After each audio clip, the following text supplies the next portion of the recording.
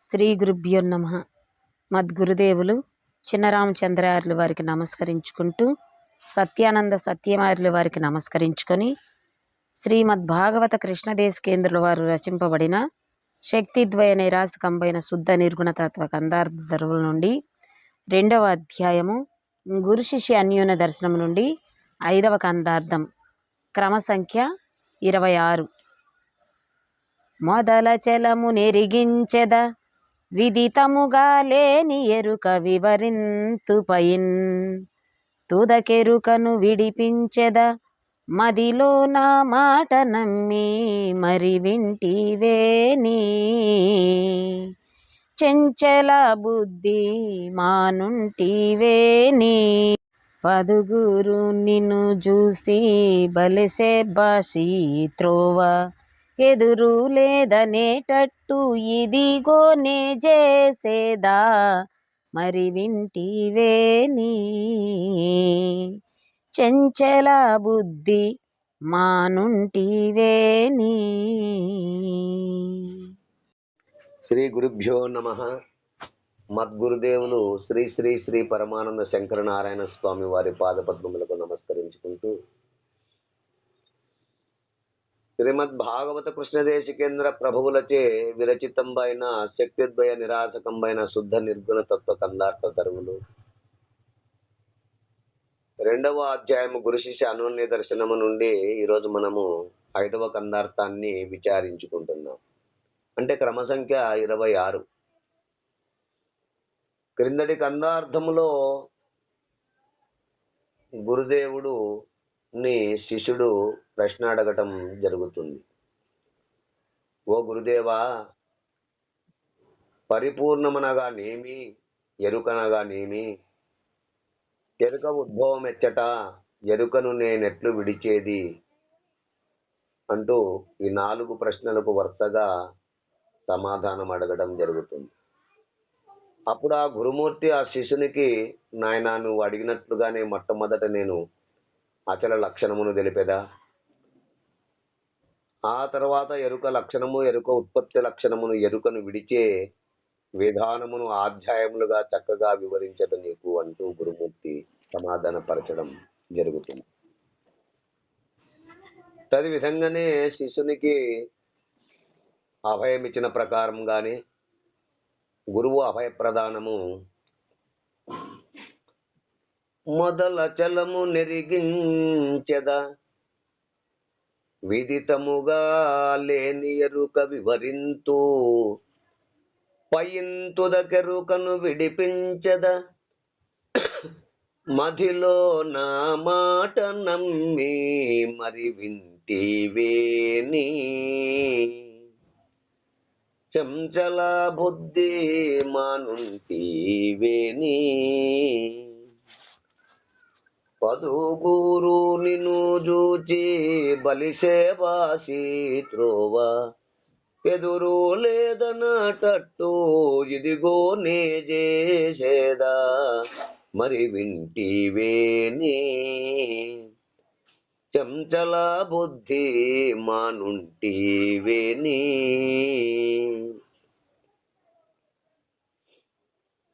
అంటూ మొదల్ అచలము నెరిగించదా. అక్కడ అభయం ఇచ్చిన ప్రకారంగానే మొదల అచలము నెరిగించదా అంటే తొలిసారిగా మొట్టమొదటగా కదలిక లేనిది లేక కేవలత్వము కలిగిన దానిని గూర్చి తెలియపరుస్తాను. అంటే శ్రీ శివరామ దీక్షితుల వారు బృహద్వాదిష్టములో ఏ సిద్ధాంతము నమ్మిన మూలం లేని ఈ గుర్తెరిగే శరీరము లేనిదనే రాజమార్గము లేదు. మూలం లేని గుర్తెరిగే శరీరము నిలిపి ఏమి చెప్పినా మునుపటి గాడిద వాలకం పోదు. కనుక అందుకే మొట్టమొదటిగా భయలు ఉన్నది కదా అంటూ ఇక్కడ సెలవిచ్చారు. అంటే మొట్టమొదట పరిపూర్ణ పరబ్రహ్మమే ఉన్నది అని. అవును, మొదట అదే సూచన చేస్తాడు. అందుకే కదా మొదట మొదలు అచలము నెరిగించదా అని చెప్పారు. అవును. కనుక ఇక్కడ నాయన ఏ సిద్ధాంతము నమ్మినా మూలము లేని గుర్తెరిగే శరీరము లేనిదనేది రాజమార్గము. మూలము లేని గుర్తెరిగే శరీరము నిలిపి ఏమి చెప్పినా మునుపటి గాడిద వాళ్ళకం పోదు. అవును.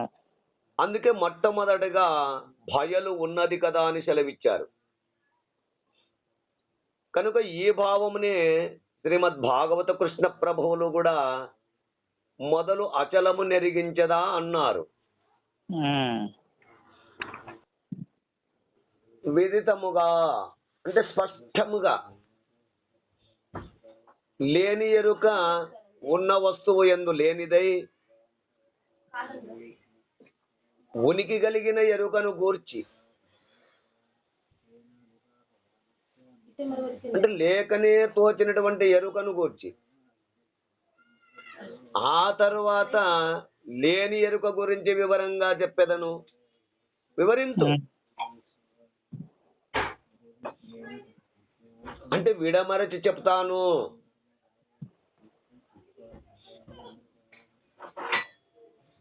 జన్మ కర్మలతో సంబంధపడక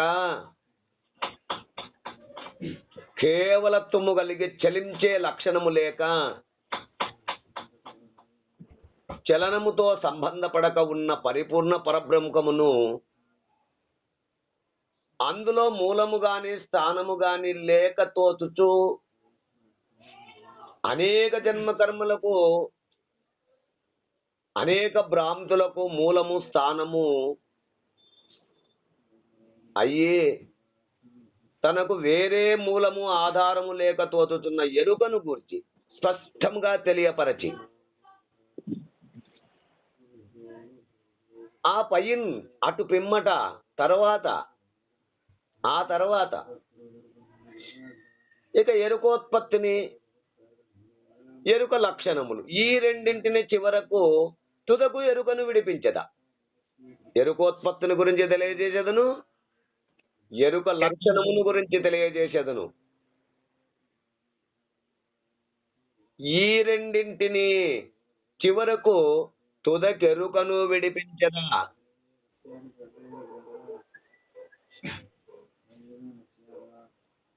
చివరిగా గుర్తించిన తెలివిని లేనిదిగా దృఢపరుస్తాను.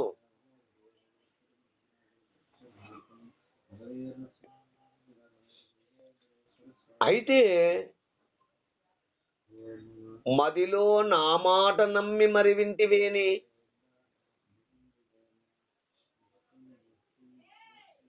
మనస్సులో గురుర్వాక్యమందు అత్యంత విశ్వాసము కలిగి చంచల బుద్ధి మానుంటివేని,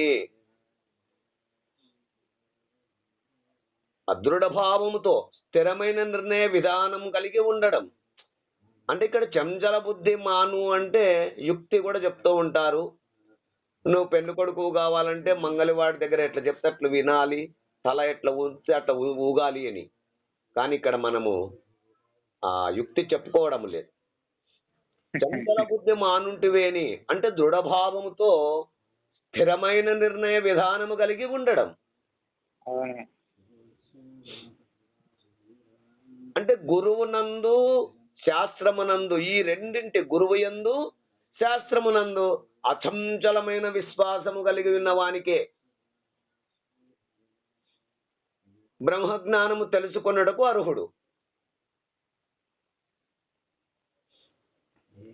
అంటే ఇక్కడ గతంలో చేసిన యోగ సాధనలన్నీ విడిచిపెట్టి, గతంలో నువ్వు సాధనలు ఏం చేశావు? నిత్యానిత్య వస్తు వివేకము, ఇహామూత్ర ఫల భోగ విరాగం, ఇవన్నీ సాధనలు చేసి ఇక్కడ గురుమూర్తి దగ్గరికి వచ్చాడు. కనుక అవన్నీ గతంలో చేసిన యోగ సాధనలన్నీ విడిచిపెట్టి గురువు చెప్పిన విధంగా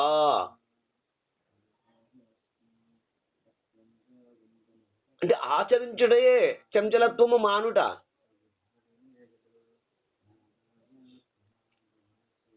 ఎప్పుడైతే ఆ గురువు ఆజ్ఞకు బద్ధుడై గురువు చెప్పిన విధముగా ఆచరణ ప్రకారంగా ఆచరించుటయే చంచలత్వం మానుట. అప్పుడు ఏమన్నాడు? పదుగురు నిన్ను చూచి బలి శభాసి త్రోవా అని చెప్పాడు.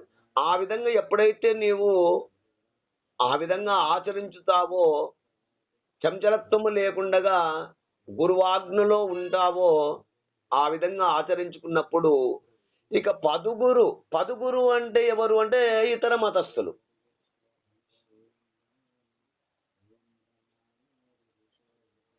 పదుగురు అంటే ఇక్కడ 10 మంది కాదు. అద్వైతులు, అద్వైతులు, విశిష్టాద్వైతులు, శాక్తేయులు, శౌర్యులు అన్నట్టు మతస్థులు. అవును. అట్లు పదుగురు నిన్ను చూచి, ఇతర మతస్థులు కూడా నిన్ను చూచి భలి శబాస్, అసలు ఈ త్రోవ, ఈ నడక ఎవరు నేర్పించారో గాని ఇది చక్కటి మార్గము, మేము ఇప్పటిదాకా నడిచిన మార్గము కంటే ఇది సులభైనది, చక్కటి మార్గము అని నిన్ను పదుగురు మెచ్చుకునేలాగున, సమాజంలో ఉన్న అందరూ నిన్ను చూచి గర్వపడేలాగున.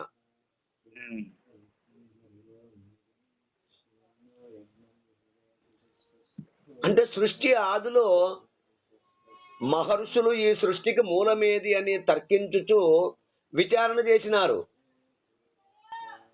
అప్పుడు ఈ సృష్టికి మూలము సదసత్ పదార్థమనియో, సత్పదార్థమనియో, అసత్ పదార్థమనియో, అహోరాత్రమనియో, ఇంకా అమృతమనియో, మృతామృతమనియో, దైవమనియో, ఇట్లు 10 రకాలుగా పదుగురు పరివాదముల చేత ఏర్పడ్డాయి. అందుకే ఇక్కడ పదుగురు అన్నారు. ఆ పదుగురు ఈ విధంగా ఒకరు సదసత్తని, ఒకరు సత్తు పదార్థమని, ఒకరు అసత్ పదార్థమని, ఒకరు అహోరాత్రమని, ఒకరు అమృతమని, ఒకరు మృతామృతమని, ఒకరు దైవమని, ఈ విధంగా పదుగురు 10 వాదములు, పదుగురుచే 10 వాదములు ఏర్పడాయి. దీనికి దశవిధ నాదములు అని పేరు, దశవాదములు అని పేరు, దశవాదములు. అటువంటి వాదించుకునేటువంటి వారు పదుగురు, వాదించుకున్నటువంటి వారు ఆ పదుగురు కూడా నిన్ను చూసి మెచ్చుకునేలాగున. ఆ పదుగురు ఏం చెప్పుకున్నారు? ఒక్కొక్కరు ఒక్కొక్క పద్ధతిగా పోయారు. వారు ఏ ప్రయాణంలో చేశారో ఆ ప్రయాణము. ఒకరు సత్తు సదసత్తని, ఒకరు సత్తని, ఒకరు అసత్తని, ఈ విధంగా ఎవరికి సిద్ధాంతాన్ని వారు చెప్పుకుంటూ పోయారు. వాటన్నిటికీ కూడా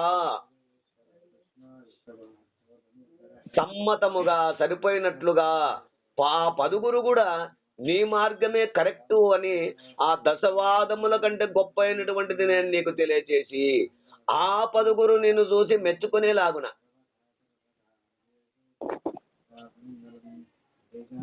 అంటే ఈ త్రోవకు ఎదురు లేదనేటట్లు.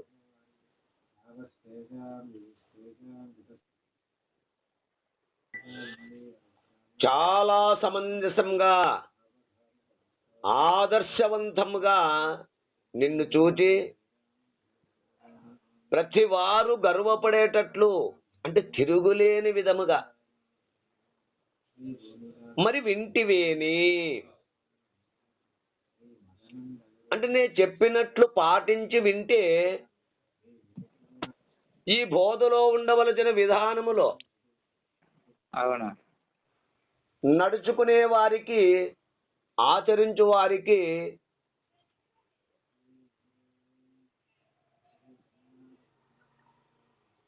నేను చక్కగా నీకు నేను తెలియచేసేదను. మాయా కార్యమైన సమస్త ద్వైతమును నిషేధించగా.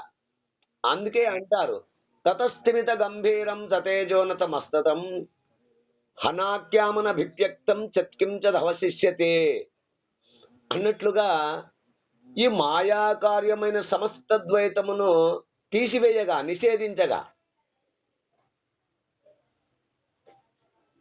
ఇక మాయా కార్యమైనటువంటిది అంతా తీసివేస్తూ పోగా ఏమున్నది? శాంతమైనది, హవాగ్మానస గోచరమై, తేజస్సు కానిది అయి, సత్యమైనదే ఉంటుంది. సత్యమైనది, చీకటి లేనిది, పరిపూర్ణమైనది, పేరు లేనిది కూడా. అట్లు ఇంద్రియములకు విశదీకరించుటకు సాధ్యము కానిది ఏదైతే శేషించి ఉన్నదో అది శాశ్వతమైనటువంటి పరిపూర్ణమే. అట్టి దానిని మొట్టమొదట నీకు తెలిపి మరి ఇవన్నీ చక్కగా మార్గమును, ఎరుకను, ఎరుక ఉత్పత్తిని, ఎరుక లక్షణమును విశదముగా వివరించి ఆ పైన ఎరుక విడిచే విధానం కూడా నీకు చక్కగా వివరించదును. ఇక నీవు నీ మనస్సునందు గురుని వాక్యములను త్రికరణ శుద్ధిగా నమ్మి ఈ బోధను మనసిచ్చి వినవలేను అన్నారు. అందుకే అక్కడ చెంచల బుద్ధి మానుకోవలేనన్నారు. ఇక్కడ చెంచల బుద్ధి మానుకోవడము మనసిచ్చి వినాలి త్రికరణ శుద్ధి కలిగి అంటే గురువాక్యం యథాతథ మనసున వాక్కున తనువున పని యొక్కడే జరుపునట్టే భక్తునకు దయన్ వినిపించుము వినుమని ఈ ఘనబోధని వాని కతుకగలదు ఉడుగకుమి అని చెప్పనన్నారు. కనుక అటువంటి వారికి ఈ భావము చక్కగా అర్థమవుతుందంటూ మనకు ఈ కందార్థము ద్వారా వివరణను అందిస్తున్నారు. ఈ భావాన్ని మీరు కూడా అందుకుంటారని కోరుకుంటూ జై గురుదేవా. జై గురుదేవ. జై గురుదేవా. జై గురుదేవా.